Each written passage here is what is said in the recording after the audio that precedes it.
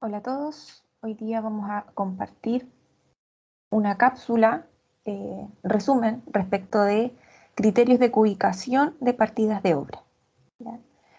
Los contenidos de esta presentación corresponden particularmente a las generalidades de cubicación, normativa y metodología de cubicaciones de partidas de obra. Me presento, soy Gisley Castillo, soy docente del área de construcción de la sede INACAP Chillán, así es que un honor compartir con ustedes esta breve explicación. Respecto de las cubicaciones de obra, destacar particularmente lo que plantea la normativa es que la cubicación es el cálculo de cantidades de obra a ejecutar definidas a partir de planos y especificaciones técnicas, memorias de cálculo, reposte de resultados de diseño, ejecución, control de obras y otros documentos que sean parte del proyecto de construcción. Esto de acuerdo a la NSH 353, oficial 2018, que es la normativa que establece los parámetros generales para poder desarrollar las cubicaciones de un proyecto de construcción. Respecto de todos los antecedentes que hay que tener a la mano para poder ejecutar correctamente las cubicaciones de obra, es necesario, entre ellos, las especificaciones técnicas, planos de obra, itemizado de obra y las bases administrativas de contrato. Particularmente los tres primeros, porque en el fondo en estos tres documentos primeros se establecen datos duros respecto de todos los formas, medidas y distribución y tipos de actividades que hay que desarrollar dentro de un proyecto, y las bases administrativas de manera un poco más indirecta, principalmente porque a veces ellas contienen algunas consideraciones que tienen que tenerse o tomarse en cuenta al momento de analizar un proyecto de construcción. ¿Ya? Dentro de los primeros antecedentes tenemos las especificaciones técnicas y el itemizado de obra. Las especificaciones técnicas, como ustedes ya pueden manejar, corresponden particularmente a, valga la redundancia, al desarrollo y a la especificación y al detalle de cómo tienen que desarrollarse todas las actividades dentro de un proyecto de construcción, ¿ya? Por lo tanto, las especificaciones técnicas nos plantean una guía de trabajo, una guía de proceso que hay que respetar para poder ejecutar correctamente un proyecto de construcción, ¿ya? Por su parte, el itemizado de obra se desprende de las especificaciones técnicas, particularmente porque cada partida de obra está especificada o determinada de acuerdo a un número o a un ítem. ¿Ya? En este caso, para este ejemplo, letras, para otros proyectos pueden ser números, y lo importante es que estas actividades que aquí aparecen claramente determinadas sean enlistadas en el itemizado de obra para poder extraer de ahí, en el fondo, la información de las actividades que deben ubicarse del proyecto, ¿ya? Junto con eh, establecer el listado de partidas, este itemizado también va a involucrar las unidades de medida correspondientes, que en el fondo nos sirven de guía para poder establecer la ubicación correcta de un proyecto, ¿ya? Tradicionalmente, las obras de construcción o las licitaciones de construcción presentan un itemizado, los mandantes entregan un itemizado de proyecto con las unidades de medida correspondientes, y esas unidades de medida deben respetarse, ¿ya? En caso que el proyecto no cuente con un itemizado o un presupuesto detallado, nosotros podemos generar nuestro propio itemizado en base a las indicaciones de las especificaciones técnicas y las indicaciones que plantea la norma para generar las unidades de medida correspondientes a cada actividad de obra. ¿Ya? Los otros documentos relevantes que son importantes de tener a mano al momento de desarrollar la ubicación de obra son los planos. ¿Ya? En el fondo estos son los documentos principales, particularmente porque acá en los planos se establecen las distancias correspondientes, las medidas correspondientes de cada uno de los elementos, y también se puede verificar cuál es la forma que tiene este elemento en particular, ¿ya? En proyectos de construcción nos vamos a encontrar básicamente con tres grandes grupos de planos, ¿ya? O de proyectos en el fondo. proyectos de ingeniería o de cálculo, que en el fondo nos van a servir particularmente para ubicar la obra gruesa, el proyecto de arquitectura, que es el fundamental particularmente porque se establece el diseño de la obra, la distribución de los espacios y la señalética, por así decirlo, de a qué corresponde cada uno de estos espacios dentro del proyecto. Y en el fondo, tradicionalmente, arquitectura es quien manda, por así decir, las medidas de todo el proyecto, ¿ya? Y en un tercer grupo tenemos las instalaciones de obra, aquí en el ejemplo una instalación sanitaria, pero en el fondo hay un grupo de instalaciones de obra, las básicas, agua potable, alcantarillado, electricidad, gas, y otras más dependiendo del tipo del proyecto. En el fondo, todas estas instalaciones se acomodan respecto de lo que plantee la arquitectura y respecto de lo que plantee los planos de estructura del proyecto. Respecto de eso, en el fondo, como concepto general, respecto de lo que involucra o los antecedentes que tengo que tener a mano para poder ubicar correctamente un proyecto, ¿ya? El siguiente punto es fundamental particularmente porque establece criterios generales que permiten establecer un estándar de cubicación o una generalidad de cubicación respecto de cualquier tipo de obra que nosotros vayamos a estar evaluando, ¿ya? Esta norma es la NSH Norma Chilena 353, oficializada el 2018, es una actualización de la última norma, ¿ya? Y que establece procedimientos y metodologías para ubicar y determinar cantidades referidas a diferentes partidas que constituyen una obra de edificación y sus componentes. Para ello se considera el presupuesto como una unidad formada por partidas. Ya en esto quiere decir que en el fondo un proyecto está constituido de distintas actividades o de distintas partidas de obra, ¿ya?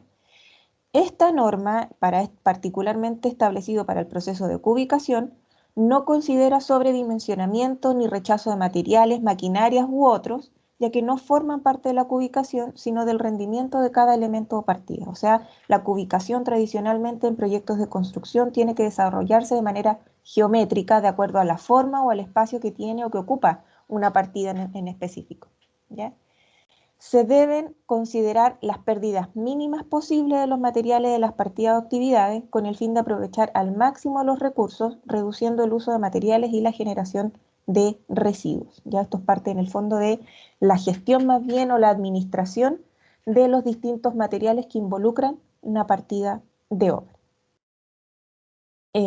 Otra de las generalidades particulares de esta norma y que en el fondo nos sirve para poder desarrollar correctamente la ubicación de las partidas de obra es que las cantidades se definen a partir de los planos, las especificaciones técnicas, las memorias de cálculo, reportes de resultados, ¿ya?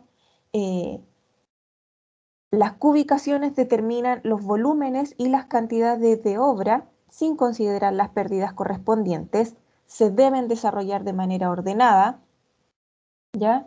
En concordancia lógicamente con lo que establece la especificación técnica y lo que plantean los planos del proyecto, ¿ya?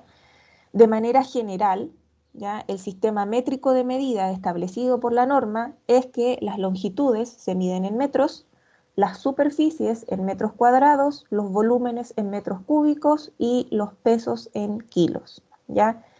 Todas las partidas de obra las podemos llevar a una unidad de medida específica, ¿ya?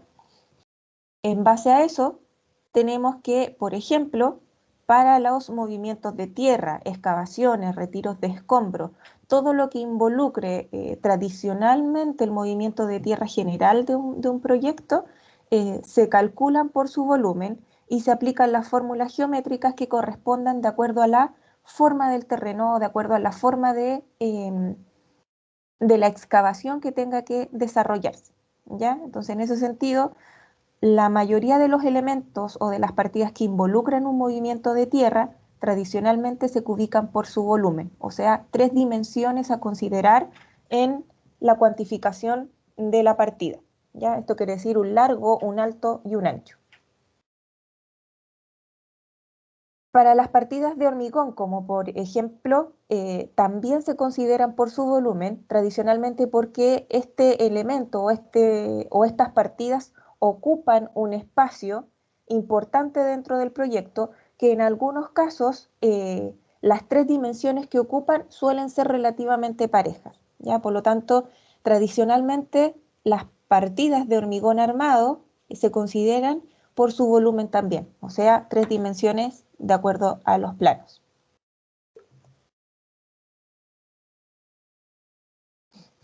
Y, perdón, las unidades de medida también respecto para otro elemento tradicional dentro de, que utilizamos dentro de un proyecto de construcción son las enfierraduras, y estos elementos junto con también las estructuras metálicas de un proyecto se consideran por su masa nominal, o sea, por los kilos, los cuales se establecen en base a los planos de detalle, particularmente multiplicando la masa nominal de cada uno de los diámetros involucrados en este proyecto o de las eh, escuadrillas o dimensiones que se planteen para las estructuras correspondientes. ¿Bien? Respecto de las metodologías de cubicación, tenemos en primer lugar que establecer simplemente un orden, ¿ya? Y el primer orden nos va a dar, en el fondo va a estar determinado por el itemizado del proyecto o el formato de presupuesto que nos presente un proyecto, ¿ya? Entonces, en ese sentido, el listado de actividades, en el fondo, el listado de partidas que presente el itemizado, son las actividades o son las partidas que nosotros debemos cubicar propiamente tal. Y las unidades de medida que se establezcan para cada una de esas actividades son las que yo tengo que considerar al momento de cuantificar el proyecto, ¿ya? Por lo tanto, en el fondo, el formato de presupuesto ya me establece un orden y me va denominando, en el fondo, la cantidad de tablas de cubicación que tengo que generar y cuál es la unidad de medida respecto de la cual tengo que cubicar cada una de esas actividades.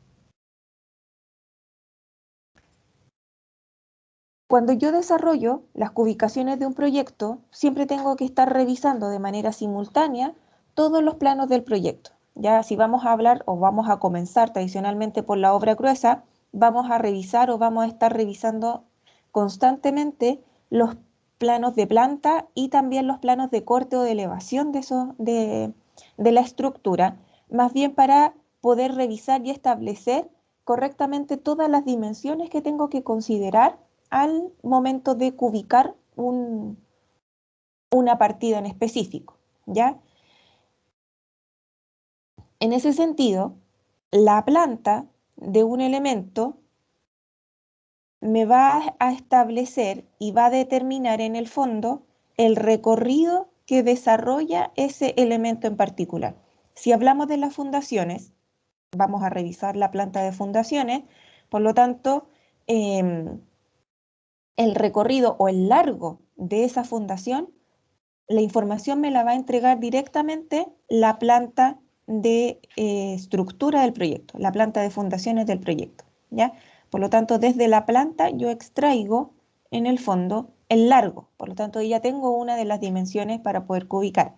Y desde los detalles de corte yo puedo establecer los altos y los anchos correspondientes para obtener en el fondo la cuantificación de volumen, ya sea de, si hablamos de fundaciones, en plantillado, cimiento y sobrecimiento, dependiendo de la separación que se establezca en el itemizado. Desde la planta y desde los cortes yo puedo establecer en el fondo la cuantificación de la cantidad de obra correspondiente a cada una de estas partidas, ¿ya? Largo desde la planta, alto desde el corte y ancho desde el corte. Y ahí ya tengo las tres dimensiones para poder cubicar y determinar la cuantificación de un elemento. Para poder ir desarrollando esto, es fundamental que se vayan generando tablas de cubicación en donde yo pueda identificar claramente, en primer lugar, cuáles son los ejes del proyecto y cuáles ejes yo estoy cubicando particularmente. para desarrollar correctamente una cubicación, o ordenadamente, más bien dicho, yo elijo por qué eje comenzar, por cuáles ejes vamos a comenzar a desarrollar el proyecto. Por lo tanto, yo puedo determinar que puedo comenzar con los ejes de números o comenzar con los ejes de letras, eso es completamente indiferente al cubicador, por así decirlo, pero lo importante es que yo elija y vaya cubicando y estableciendo de manera ordenada la separación de cada uno de estos elementos. Por ejemplo, si comienzo por el eje 1, de acuerdo a este ejemplo, el eje 1 se mueve entre el eje A y el eje D, porque en el fondo ese es el recorrido que tiene la fundación en este eje, ¿ya? Y en el fondo las medidas las voy a obtener de acuerdo a la indicación de las medidas a eje que me muestre el plan, ¿ya? Y así sucesivamente voy armando mi tabla, la cubicación del eje 2, también entre qué eje se mueve, la cubicación del eje 3, entre qué eje se mueve, la cubicación del eje 4, cuáles son los ejes en que se maneja. Una vez que termino los ejes en un sentido, comienzo con los ejes en el sentido opuesto. Por lo tanto, el eje A se mueve entre el eje 1 y 3, el eje B entre el eje 1 y 2 nada más, y las distancias en el fondo las saco de acá, y si la fundación es completamente regular en toda la planta, los altos y los anchos los establezco directamente desde el corte, ¿ya? Los otros elementos que también siempre hay que estar considerando, que tienen que ver más bien con el proceso constructivo de la obra y de dónde yo voy extrayendo también los datos, eh, corresponden a elementos que son parte del proceso, pero que a lo mejor no están individualizados claramente en el itemizado. Por ejemplo, los moldajes, ¿ya? Muchas veces en distintos itemizados los moldajes no aparecen mencionados claramente, pero son elementos que eh, tengo que considerar obligatoriamente, ya que en el fondo el proceso constructivo del hormigonado de un elemento me exige incorporar moldaje de acuerdo a ciertas ocasiones, ¿ya? Tradicionalmente el sobrecimiento siempre va con moldaje, ¿ya? Y los cimientos, en el fondo, esto depende de la norma, de acuerdo al tipo de suelo, al tipo de terreno que tengamos, y si es que hay que desarrollar o no algún tipo de sobreexcavación y generar los moldajes correspondientes. En todo caso, siempre esto, en el fondo, yo igual de todas maneras tengo que ir mirando eh, el corte del elemento para conocer cuál es, en el fondo, qué es lo que tengo que cubrir con moldaje para poder calcular los moldajes correctamente. Los moldajes tradicionalmente se calculan como superficie, o sea, un largo y un ancho, o un alto y un ancho, ya dependiendo del tipo de elemento. Si hablamos de elementos verticales, estamos hablando de un alto y un ancho de elemento que cubrir, por ejemplo, los lados de un pilar.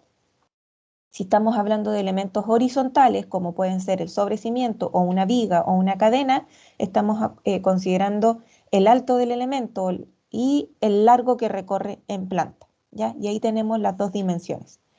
Otros elementos que también se ubican por eh, metro cuadrado, por superficie, tradicionalmente suelen ser los muros, ¿ya? Muros cuando hablamos de muros de albañilería, de tabiquería, muros de panel, muros de estructura de acero galvanizado, tradicionalmente se ubican por superficie, ¿ya? Y en el fondo lo que necesito acá es el recorrido en planta que desarrolla el muro y la altura del elemento. Ahí ya tengo las dos dimensiones para poder calcular la superficie, ¿ya? Los vanos, puertas o ventanas se van a descontar dependiendo del tipo de material el que está constituido el muro, ¿ya? Para la albañilería, para la tabiquería o para los paneles o para tabiquería de acero galvanizado, hay distintos criterios que hay que considerar respecto del nivel de descuento de vanos que tengo que hacer, y eso lo establece claramente la norma NSH 353. Por lo tanto, de acuerdo al tipo de material que está constituido el muro, ustedes deben revisar eh, cuál es el porcentaje de vano que tienen que descontar, ya si es todo o es solo una parte de él. Pero en el fondo, como criterio de cubicación general, siempre primero medidas a eje y la altura, ¿ya? O sea, tenemos simplemente dos dimensiones que establecer. cuando tenemos la particularidad de un muro de hormigón armado, ahí en el fondo, por ser una estructura de hormigón tradicionalmente, nosotros lo vamos a cubicar por metro cúbico, por su volumen. Por lo tanto, ahí vamos a considerar el espesor del elemento, ¿ya? Pero para cualquier otro tipo de materialidad de muro o estructura vertical, tradicionalmente la cubicación se desarrolla por superficie. Y una de las cubicaciones particulares que suele llevar un cierto nivel de complejidad para el cálculo de ellas tiene que ver con las enfierraduras de proyecto, ¿ya? Las enfierraduras se cubican por kilo. Por ello, en el fondo, lo fundamental es siempre revisar correctamente los detalles de estructura que aparezcan en un plano, ¿ya? Identificar en el fondo la nomenclatura de los elementos y a qué se refiere cada uno de ellos. Por ejemplo, para estos elementos en particular, que en el fondo son detalles de una cadena y detalles de una viga, la especificación me muestra cuál es la conformación estructural que tiene este elemento, ¿ya? Si se me indica en este caso, por ejemplo, 2 phi de 12, que en el fondo significa 2 barras de diámetro 12, significa que estas barras recorren de manera longitudinal el elemento y su largo en el fondo es el recorrido en planta, ¿ya? Y cuando se especifica esta simbología, E, estribos de diámetro 8 espaciados a 20 centímetros, en el fondo esto me está dando la indicación de cuál es el espaciamiento que tiene que tener cada uno de los estribos que amarra estos fierros longitudinales, ¿ya? En el fondo, para poder ir desarrollando la tabla de cubicaciones correspondiente para la enfierradura, lo que yo tengo que ir determinando, primero el elemento que voy a cubicar. Luego, en el fondo, ir determinando los diámetros que hay involucrados, los ejes en que estoy calculando este elemento y la cantidad de elementos dependiendo de el elemento estructural que estoy considerando, ¿ya? Tengo fierros longitudinales y tengo estribos, ¿ya? Por lo tanto, ahí tengo que considerar todas las barras longitudinales de acuerdo a los diámetros que se especifiquen, ¿ya? En este caso, tengo solo 2 barras superiores y 2 barras inferiores y todas son de diámetro 12, pero puede haber otros elementos estructurales que tengan algún punto extra acá, por ejemplo, 2 barras laterales de un diámetro distinto. Todo lo que sea un elemento longitudinal que en el fondo recorra en todo el largo, todo el recorrido de la planta, yo los voy a considerar en esta primera elemento. Siempre la denominación de ejes. ¿Entre qué eje estoy ubicando? ¿Qué eje estoy analizando? Y entre qué eje se mueve ese elemento. ¿Cuántas barras de ese tipo hay involucradas? ¿Ya? ¿Cuál es el largo del eje determinado? Y cuáles son los metros lineales totales. En el fondo, el largo del eje por la cantidad de barras me va a dar, en el fondo, los metros lineales plano que yo tengo que por lo menos considerar en la cubicación, ¿ya? Si esos metros lineales yo los multiplico por la constante de la enfierradura, que corresponde a esta fórmula, y que si ustedes lo buscan en cualquier manual de aceros, van a encontrar lo mismo, lo multiplico en el fondo por su masa nominal, tengo los metros lineales por los kilos que pesa cada metro lineal de este diámetro, voy a obtener los kilos de estructura que necesito para ese eje, ¿ya? El mismo proceso es el que tengo que desarrollar para poder generar la cubicación de los estribos, ¿ya? Y aquí agrego en el fondo un nuevo elemento en mi tabla que tiene que ver con el espaciamiento y determinar en el fondo la cantidad de cada uno de esos elementos, ¿ya? Y el espaciamiento me va a ayudar a determinar cuántos elementos hay en el largo establecido para ese eje, ¿ya? O sea, si yo divido el largo del eje por el espaciamiento, voy a obtener la cantidad de estribos necesarios para armar la enfierradura de ese eje, ¿ya?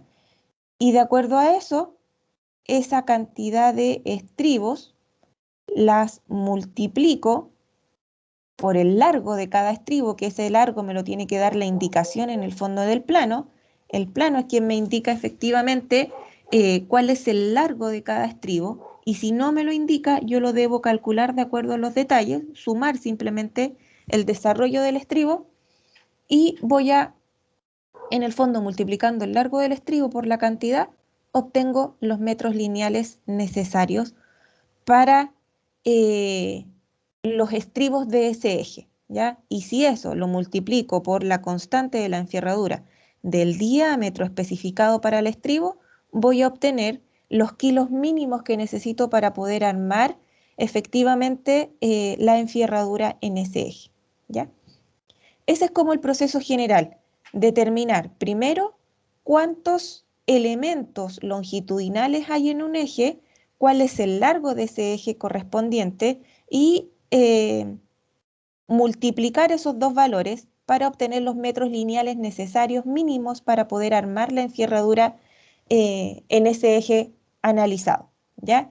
Lógicamente, después vamos a entrar a revisar en el fondo cuál es el nivel de empalme que yo tengo que tener con distintos elementos, o cuál es en el fondo el rendimiento que voy a generar para la estructura de acero, que esos valores yo los puedo incorporar posteriormente en el análisis de precios unitarios, ¿ya? Y para los estribos lo mismo. Determino, en base al espaciamiento determinado en las indicaciones del plano, con el largo del eje, las cantidades de estribos necesarios para ese eje, ¿ya? La cantidad, recuerden, es dividir el largo del eje por el espaciamiento, obtengo la cantidad de estribos. Esa cantidad de estribos lo multiplico por el largo de cada estribo y voy a obtener los metros mínimos necesarios para poder fabricar los estribos correspondientes. Y estos metros lineales calculados los multiplico por la constante de la enfierradura asociada al diámetro. Cada diámetro tiene asociada una constante de kilos por metro lineal y me permite obtener en el fondo el cálculo de los kilos necesarios para armar los estribos en este eje en particular, ¿ya? La constante de enfierradura lo que establece es lo que pesa cada metro lineal de cada uno de estos diámetros, ¿ya? O sea, un diámetro 6 pesa 0,222 kilos por metro lineal. Ya lo mismo con el diámetro 8, 0,395 kilos por metro lineal. ¿Ya? El diámetro 16 pesa aproximadamente 1,5 kilos por metro lineal. Entonces, obviamente, a medida que aumenta el diámetro, va a aumentar el peso del metro lineal de ese diámetro, ¿ya? Y cada diámetro, en el fondo, tiene asociada su propia constante. Bien, eso es lo que quería compartir con ustedes hoy. En el fondo, lo fundamental para poder desarrollar correctamente una cubicación es, primero, establecer una tabla en donde yo pueda identificar claramente los ejes que estoy considerando y los elementos que estoy considerando, sea enfierradura, sea un muro, sea una fundación. La idea es que yo tenga identificado claramente cuál es el elemento y en qué ejes se mueven. Eso es lo fundamental.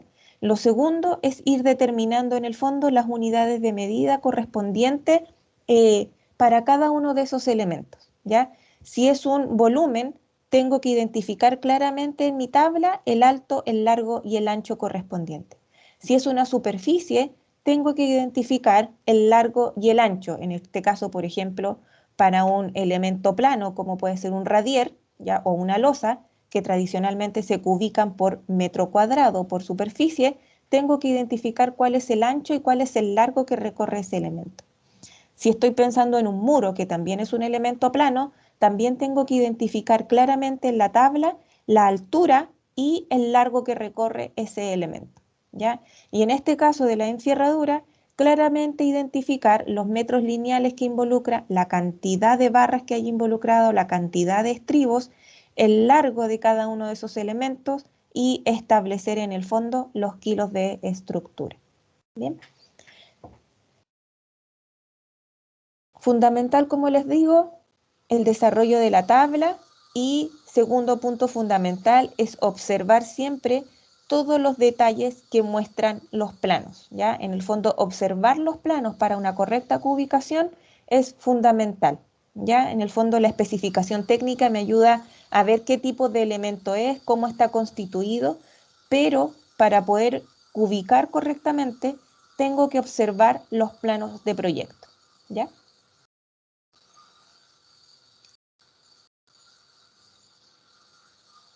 Eso. Muchas gracias y espero que esto sea un aporte y ayuda para ustedes.